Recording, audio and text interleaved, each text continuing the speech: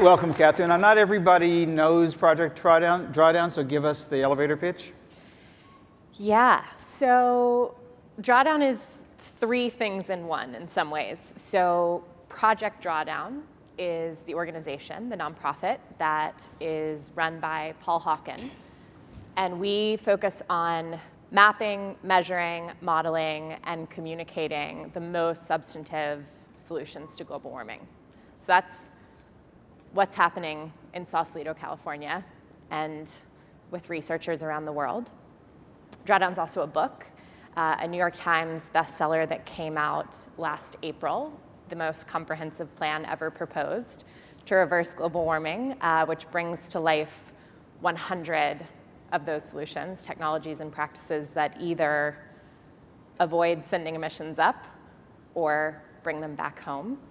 And then probably most importantly, Drawdown is an aspiration, a crucial goal for humanity, which is really what inspired the work. So as we use this term drawdown, it means the point in time at which greenhouse gas concentrations in the atmosphere peak and then begin to decline on a year-to-year basis. So it's really about a threshold at which we head back towards conditions that are most conducive for life on this planet. So just to be clear, this is not about stabilizing emissions. It's not about seeing emissions grow by only so many parts per million. This is about reducing those parts per million back to a safe and sane level. Exactly. I was with a big auditorium of middle school students in Jackson, Mississippi in October, which is a sort of terrifying audience, much more terrifying than this audience.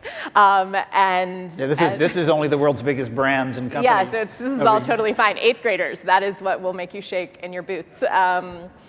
So we were looking at a slide charting the last 200,000 years of CO2 concentrations in the atmosphere, and that steep upward line that we all know way too well. And so I said to them, so if this is what's going on, here we are. This is Terra Nova, right? 407 ppm, I think, is the latest reading. We've never lived in these conditions before as a species. What would you want to do? And one sort of brazen young man said, so I was like, yeah, that's pretty much Drawdown. To your point, Joel, a lot of climate goals boil down to slow, stop, stabilize, reduce. But when you step back and think about that Terra Nova situation, stabilizing in Terra Nova seems a bit mad. So we wanted to put forward sort of a bigger aspiration. Yeah. So this one whistling, drawing kid aside, how did the 8th graders take it in general? So, they get it. They also wrote down questions on little index cards as we went through, looked at a bunch of slides of solutions. And the first question was, is the planet doomed? Right? They're like, let's just bottom line this thing. We're 12, we're 13. We want to know what's the deal. And it makes sense that they're asking that question when so much of the communication about climate change is the problem statement. Right. And they're not hearing very much about solutions. And they're certainly not hearing very much about meaningful solutions that they can take part in. Yeah. The book is really extraordinary. It's really 80 solutions put together by a team of, I don't know how many dozens of PhDs, ran the numbers about what the investment is, what the return is, what the carbon reduction would be, with great, it's great, not just great data, but it's a great read for each of these. Talk about some of the top solutions. The number one solution for drawing down climate change is not something you would have expected. And I think it was actually not something that you expected. Yeah, our team was as surprised as I think anyone else has been looking at the results of this work. And that's the nature of doing math, I think, sometimes. I love so many of the solutions because I spent so much time with them. But the number one is not very sexy, I have to say. It's refrigeration. Specifically, the opportunity to better manage leaks and disposal of hydrofluorocarbons, HFCs, which came into use after the Montreal Protocol and the phase out of CFCs. Great because they have almost no negative impact on the ozone layer, but it turns out they're 1,000 or more times the global warming potential of carbon dioxide. So these are everywhere, and we will be phasing them out globally thanks to the Kigali Amendment to the Montreal Protocol. But in the meantime, they're in circulation, they'll be coming into circulation, so addressing leaks and disposal is a big opportunity, almost 90 gigatons over 30 years. So the refrigeration isn't the problem, it's refrigerants, and specifically when refrigerants escape, and it's not just in refrigerators and freezers, it's also air conditioning units. Air conditioning units, cold chains, you name it. And as the air conditioning becomes part of the new emerging middle class in India, Pakistan, and China, and elsewhere, that becomes a bigger issue. Absolutely. So what's the opportunity there? Is there? I mean, obviously, we've had the ability. I think they call them vampires to take safely take that out, but I don't think that's yet the primary means by how refrigerants are captured, or they're not captured. What's the opportunity here for the world, for business? How do we deal with that? Yeah, so really the biggest opportunity is at the point of disposal. That's when about 90% of emissions occur. And so when air conditioners or when refrigerators are coming out of their life cycles, having them properly disposed of is a huge opportunity. Of course, there's also, the best possible thing is to leap forward past HFCs even more quickly, which is happening in certain areas. Vending machines are making big leaps forward, and others. Yeah, but it seems like that's because those are all local, those are all in the local community. That would be I would imagine a huge economic development opportunity at the local level around the world. Yeah, I think that's right. This is one of the solutions that is, it's expensive to do, which means there's money to be made. Yeah. So give us a few more just quickly of the top Quick 5 ones. or 7. I mean, probably one of the most interesting things, food is the largest sector overall for potential impact, about 320 gigatons over 30 years. Which is very interesting, right? We so often find ourselves talking about climate as an energy problem that needs energy solutions, which of course is a huge part of the puzzle. What about food? Is it the way we grow and produce it, or is the food we choose to eat? Is it food loss and food waste? It's all of it. Okay. So reducing food waste is the number 3 solution. Plant-rich diets are the number 4 solution. Silvopasture is number 9. Regenerative What is silvopasture agriculture. for people who don't know? Silvopasture, it's from the Latin for forest and grazing.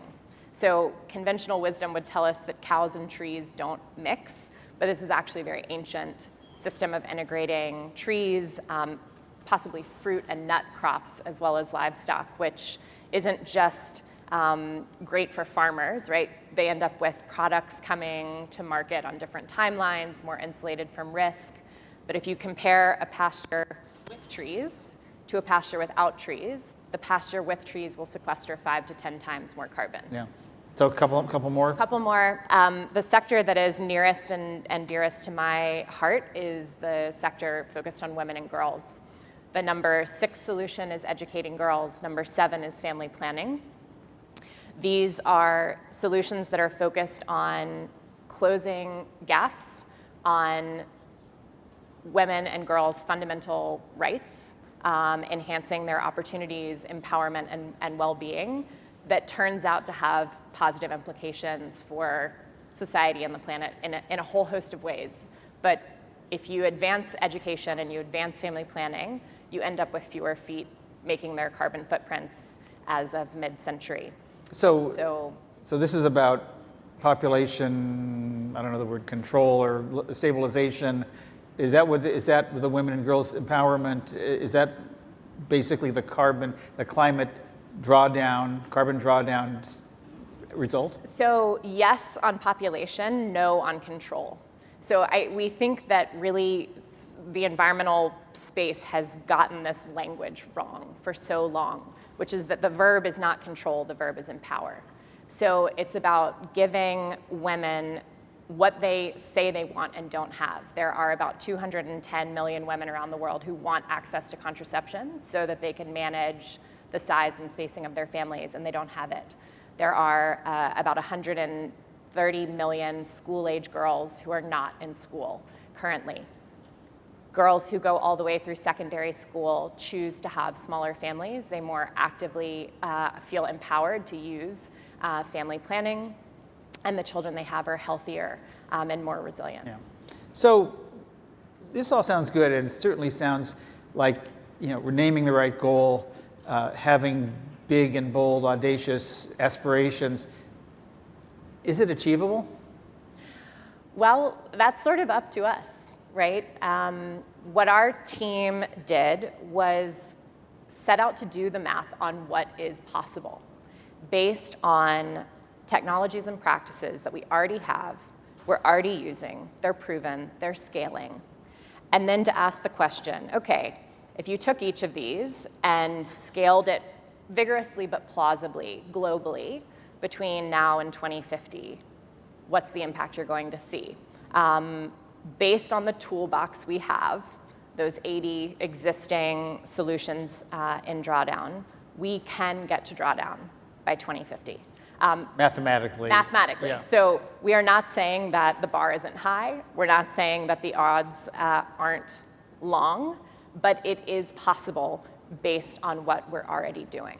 And just to clarify, we said 100 before, you just said 80. There's 80 solutions and 20 coming attractions, which are solutions that are not yet quite here, but with a little bit of elbow grease, I guess, and money and R&D can get us to there. Exactly. So what's happened since the book came out last April? And I'm particularly interested in the response from the private sector. Has there been, have companies been stepping up and raising their hand in any way, shape, or form? Yeah, so the book has been incredibly generative, more than we could possibly have expected. So best-selling environmental book of 2017. We're in our 7th printing, and the print runs just keep getting bigger. It'll be in another 10 or 11 countries in the coming months. As far as kind of a little Trojan horse going out into the world, that is working really well. Explain why that's a Trojan horse. What's the army that jumps out? Sure, I get the army of solutions, I guess. But also, I think, yes, in some ways it's a catalog of solutions, but add those together and net what you end up with is a vision of what's possible. And you start to see, I think, the way in which this isn't just about greenhouse gas emissions. These are the means of building a more equitable, healthy, prosperous, vibrant world. So again, sticking to the private sector, are companies getting this? Do they say this is helpful, and as a result of this, what are the outcomes at all that you're seeing? But where are companies stepping in? So there are loads of startups in this world, and we'll be seeing, I think, this year at some point, a $500 million drawdown fund that's designed to help accelerate some of that work. On the kind of public companies side of things, folks are probably familiar with Interface's goal that they came out with last year, climate take back. And that, as far as I know, is the first public company that has publicly stated a goal of drawdown.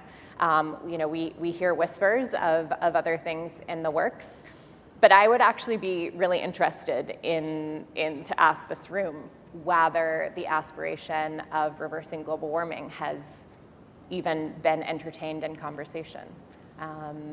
Other than your book, I'm curious how that conversation tends to get started, because it isn't. Yeah. You don't hear it. It really still, the great success of your book Drawdown notwithstanding, it hasn't caught on much as a meme outside of maybe some people in this room, certainly not the whole room, and some other pockets. How does this scale as a meme, as an idea? Yeah.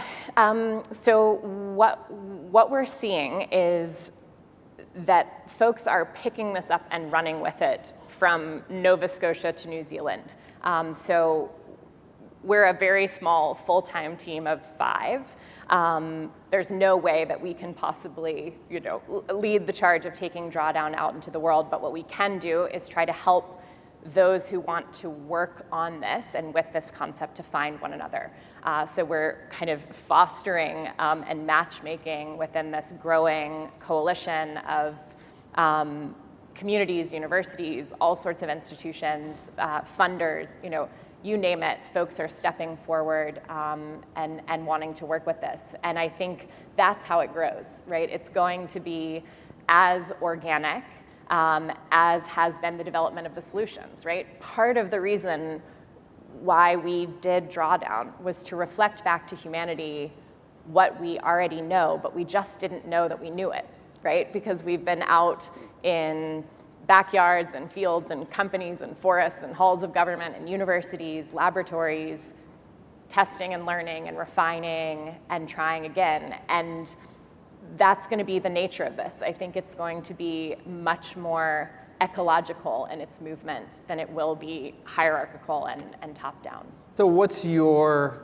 organizational role, responsibility, commitment to the people that step up and say, I love this, what can we do as a city, as a company, as an organization?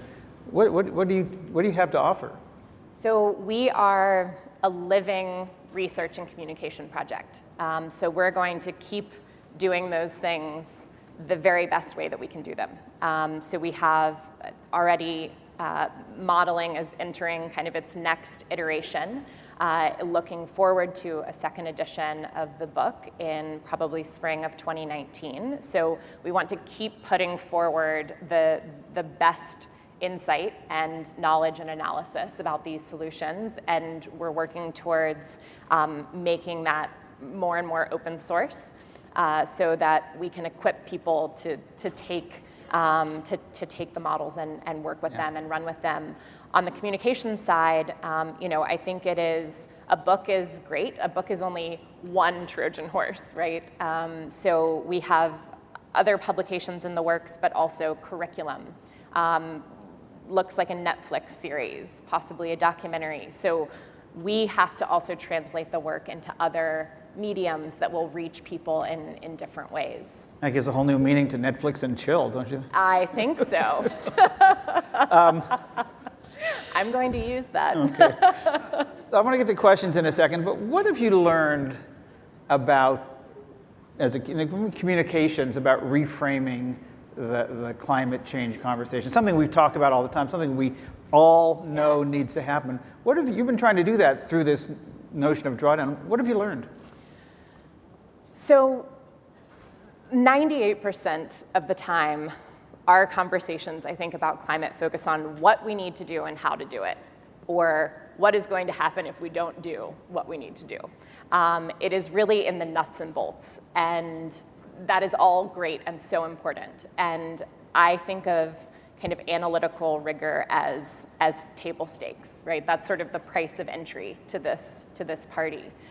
And we have not tended to think so much about language and communication. And when I share this work, what I see happen in rooms like this is a kind of reignition of a sense of possibility.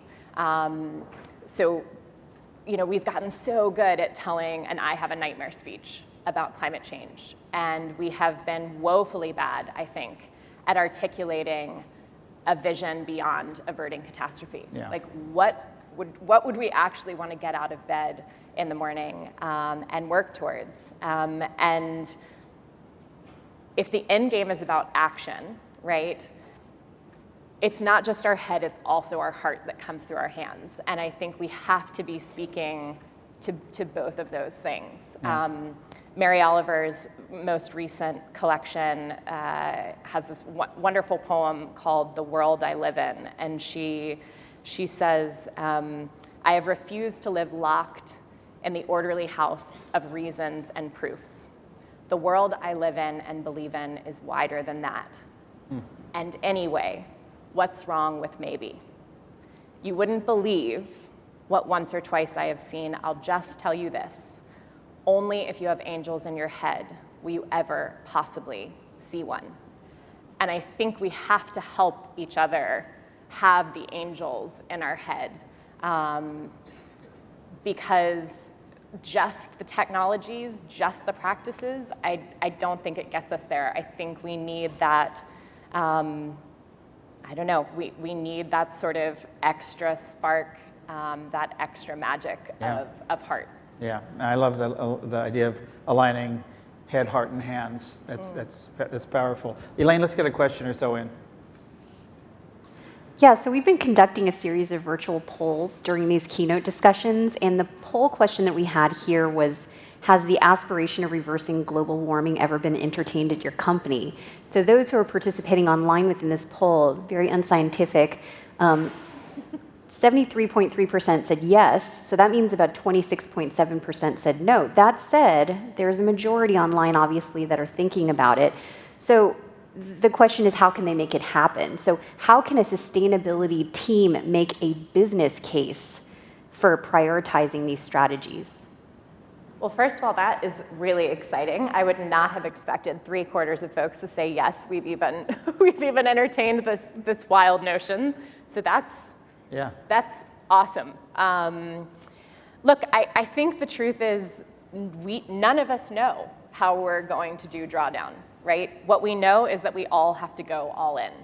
And I honestly think it's not much of a goal if you already know how you're going to get there. So I think there's something about the chutzpah and the imagination to be willing to entertain it. I think from a business case, and I imagine Aaron Meason will talk about this on the panel this afternoon. From Interface, drawdown is a way of turning the kaleidoscope, right? Shifting the aperture. A former colleague of mine, Alan Enney, wrote a great book called Thinking in New Boxes, right? Thinking outside the box actually is not psychologically possible. We have to have mental models and frames to think about things. Drawdown is an invitation to shift a mental model and start to ask, what if and how might we in different ways? And I think opening that up by saying, we actually don't know, is the first place to start. Yeah. But that business opportunity, I think they'll get into on the panel this afternoon. Yeah. So where does this go? When we meet back here at GreenBiz 20, 2 years, what's a story you want to be able to tell about Project Drawdown? Yeah. Well, I hope that maybe it'll be 3/4 of people polled are now in companies that have committed in some way to drawdown, not just entertaining the aspiration. If we don't collectively take this on, it's not going to happen. Nobody else is going to do it for us. So that would be a huge part of what success would look like.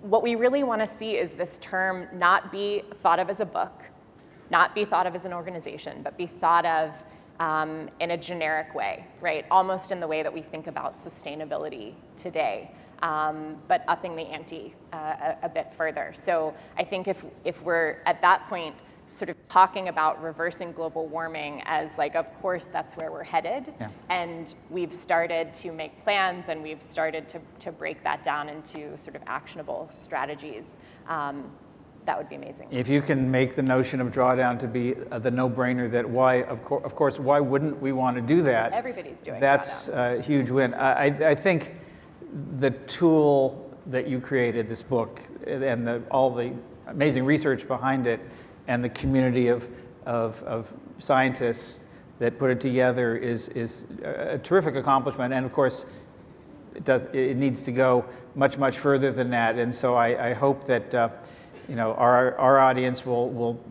take that challenge, take that opportunity to look at how do we do this, and how do we not just engage with the science, but as I loved you again saying, help us align our head, heart, and hands. Please join me in thanking Katharine Wilkinson. Thank you, Katharine.